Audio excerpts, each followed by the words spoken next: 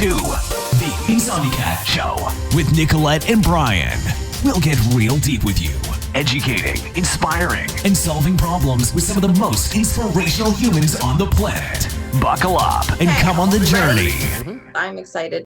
All right, guys. I'm Nicolette, and today Brian and I are here with Jonathan Rivera. He is a former airline engineer turned conversational activist, and he is going to tell us exactly what a conversational activist is and does, as well as some of the cool stuff he's learned along the way. So thank you so much for joining us, Jonathan. We really appreciate your time today.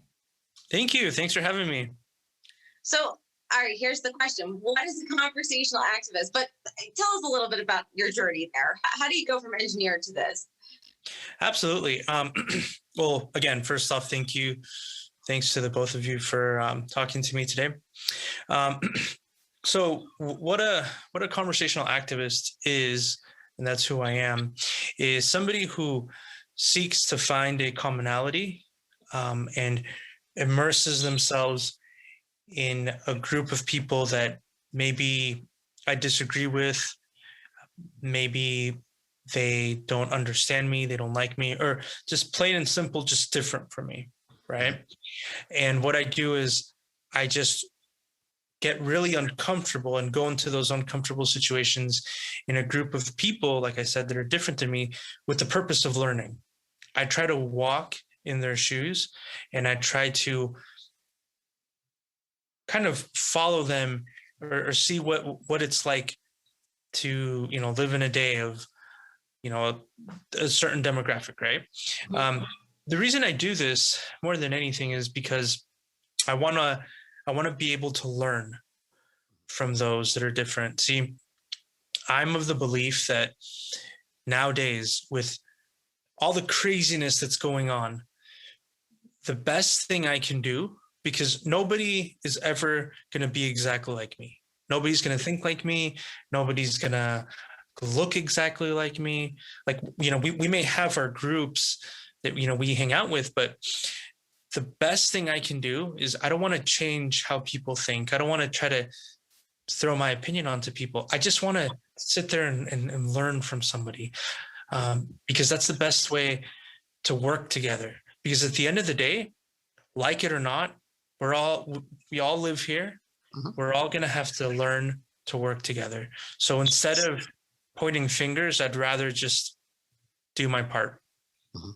So now, do you think, so you mentioned you learned from them. Do you feel like they learn from you also? Is it an exchange, or you find like more, there's more pushback? Because you're more open-minded, maybe, how does that work? Yeah, I mean, that's the hope, right? The hope is that, they do learn from me. It really started back in around 2016 uh-huh. 2014, when I started working with American Airlines. My goal was to be, an engineer, and I was, going to school, getting my certifications. And in 2016, I moved to Phoenix, Arizona, and I got a promotion with them. And I had the neat opportunity every month to travel to a new city, a new country for them with the airline. And I got to go to all these places. Like, I've had the blessing, really, of traveling to all 7 continents so far with the airline. And what I started doing was, a lot of these trips were not like, they were like maybe 3-4 days max. Like they were really short trips. I kind of tell people that, imagine a flight attendant, right? Or a pilot, where they fly to a city for, 1-2 days and boom, they're out. That was kind of my schedule. So what I started doing was, I couldn't go to a city and I couldn't see everything that I wanted to because of time. So what I started focusing on was one, when I go to a new city, I'm like, okay, I'm going to meet one new person. I'm going to learn one new thing. I'm going to try one new food. That was kind of how I was approaching it. And, it got to the point where, I would just over 70% of the places that I was going to, I didn't speak their language. So I would just walk up to a stranger who looked like they knew or looked like they were, somewhat approachable. And I would just say, hi, I'm new here. Can you talk to me about your place? Talk to me about, what it's like, or talk to me about, this site, or I know that, you guys here, this is part of your culture, what have you. Can you explain that to me? And I would just approach random people. It got to the point where not only it worked, right? I would approach somebody in a very non-awkward, or I tried, right? You try. Right. You're like, hey, stranger, tell me about. I know, right? But it got to the point where like I got more comfortable with it, to where I was researching people before I would go to these places. Like that's what it eventually turned into. And sometimes the people I would talk to, it had really little to do with the place that they were at. And it became more about them. Mm-hmm. To be perfectly honest with you, in many conversations that I've had, talking to the person, I learned something that had absolutely nothing to do with the place and more with them. And maybe, the social group that they belong to, if that makes any sense. So it got really neat. And, that 2016, and that brings us over to, early 2020, when the pandemic happened, or when the pandemic started. And when that happened, obviously I stopped traveling, but my curiosity just grew. Like I've always been like a really curious person. Like I love learning about new things, and I think that my favorite app is probably like Wikipedia or Google Maps, because as soon as I hear something I don't know, I'm like, wait a minute, let me look that up. What is this? So in early 2020, obviously, like I said, I stopped traveling. But what I was realizing was that within 15, 20-minute drive of where I was living here in the States, I was meeting some of the most polarizing people, even more polarizing than some of the people I've met abroad. I was meeting within a couple of minutes drive of where I was. I spoke to, somebody that was part of the Church of Scientology. I spoke to, a group of who now, they kind of identify themselves as QAnon. I spoke to one of them. I spoke to somebody who was a vegan, right? I mean, but like a full vegan, like, I don't wear leather clothes at all. I spoke to one of them. I spoke to, the leader of the Republicans for Biden. I mean, I would just immerse myself in these different groups of people that maybe, had a message of some sort, or just different. And what I was realizing was that I was learning so much from them. And that's where the concept of conversational activism came from. I'm, to be perfectly honest with you, I'm a pretty moderate person when it comes to, politics, for example, but I can say that I've learned about people on both ends, and I try to find value in people, and that's really what my message is. So what is the past year has been a very non-conversational and more just very extreme, right? And so what could, do you have a vision for where this little bit of work that you're doing could spread, so we could be having more conversations? You use the term polarized. If there's ever a time, there's just I feel personally that there's such a divide when we could be having more conversations, and that would be a great thing here in the US, across not even just politics, just any, there are just so many divisions. And, how do you see this kind of expanding? What could we do? That's a great question, because you're right. The biggest thing I've taken away from this is that with a little bit of effort, I can actually create a lot more impact and change with very little effort. So what my vision is, kind of like I mentioned in the beginning, by trade, I'm an engineer, specifically software development. So, what I want to, what my vision is, where we can actually have a platform where people can communicate and work together, but with the sole purpose of trying to resolve issues. Now, I know that a lot of people think of, platforms. They think of, the Twitters, the Instagrams, the Facebooks, and they're very data sensitive, right? Like Mhm.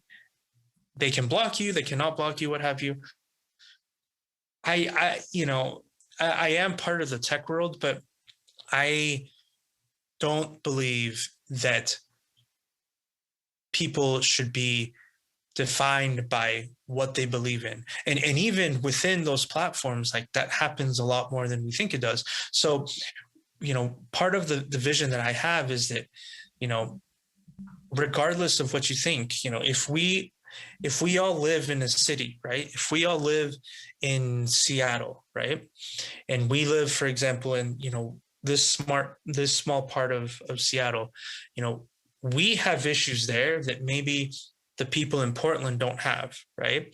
So if there was a way that we can communicate with each other, and regardless of who I am, if there was a way that we can communicate with each other and actually work towards resolving issues and work towards the issues that matter, right, to us, and actually focus on those. And regardless of what we think, I mean, part of a technology that, I want to use to create this platform is like blockchain, for example, blockchain technology, where it's, decentralized and it's one-on-one, right? If there was a way that, you and I can talk and we can be like, okay, we have this issue, right? We need I'll just give you an example, right? They're telling us that we have to wear masks, but at the same time, we're getting more vaccinated, and just masks are uncomfortable, period, right? Let's actually talk about how we can get to a solution. How can we meet in the middle ground? And when I know that, for example, if people see me and they think, oh, well, I think that he leans more on the liberal side, so I know how he's going to respond, right? For example, that's what I want to eliminate, Right. and actually talk about it and have the people not, it's almost like, I love it how I have an opinion about how the people in Texas should live, right? It's like, I don't live in Texas. Let's take this step by step. Let's focus on us here. That's part of the vision I want. And more than anything, I want to continue having these conversations for the rest of my life, really, because it's going to take the rest of my life to realize and to learn that there's so many people out there. There's so many people that the only way that I can really try to comprehend and try to understand where they come from is by actually walking in their shoes and by actually listening to them and learning from them. What I've found pretty fascinating about most of the conversations that I've had is that I'm actually doing very little talking. And, like you mentioned in the beginning, like, do they learn from me? My hope is that they do, but at the same time, my opinion and where I come from doesn't matter, because at that moment in time, I'm in your shoes and I'm there to learn. So, I want to use technology to be able to have people focus on what really matters. But at the same time, I want to, more than the technology is a tool, but the people, that's the most important part. Right. So I guess here's my question, right? So you're listening, which everyone wants to be heard, right? That's one of the main concepts, right? Everyone wants to feel heard, important. But what happens is when when you have that conversation, right? Because eventually I would assume it's going to lead from a conversation. It's not just all learning, right? If you want to have a conversation to make it better for the entire community or whatever case, or that local area, do you find that like other people are receptive to listening, or a lot of times they just dismiss because they have whatever preconceived notions or are already in their heads? Do you find once you listen to them, they're more open to listen to you on the other end? That's a great point. That is a great point. And the answer is yes. What I would say though is that it's definitely a lot harder than it sounds. Mhm. And myself, I want to pay the price of being the one that's uncomfortable, Mhm. because that's the point. The point is that people want to be heard, and people have an opinion about everything, right? But at the same time, when if I go into the conversation, thinking, oh my gosh, okay, I know where they're coming from. Mhm. They're going to think this, they're going to say that, and I'm just going to sit there and kind of roll my eyes and stuff. I'm defeating the purpose, and I might as well like turn on the TV and watch and YouTube it and see. Mhm. That's absolutely not the point. The point is that I need to be uncomfortable, and I tell them, listen, let me come to you. Let me come to you. You're gonna be at a rally. Okay, I'll be there. You're gonna be, at a protest. Okay, I'll be there.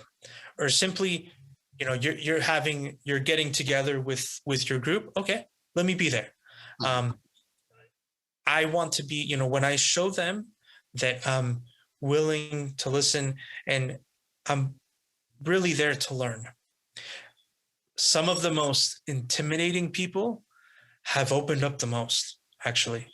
They've opened up the most, and it's interesting because I call it the leaving the room effect, because when I leave that conversation with some of the most, some of the people that might come off as intimidating, when I leave with a friend. Like I honestly, I have friends that think day and night different. Like we're completely different, but I can talk to them because the first thing that I did was listen and give them value. Mhm. Just because I don't agree with somebody, just because I don't agree with how they think, it doesn't mean that there's no value in what they believe in. There's a truth. There's a strong reason why they think the way they do. And I'm showing them that I really want to comprehend it, because that's generally what I want to do. Now, do you find, do you find that does this ever result in any sort of arguments or pushback from the people that you are speaking with?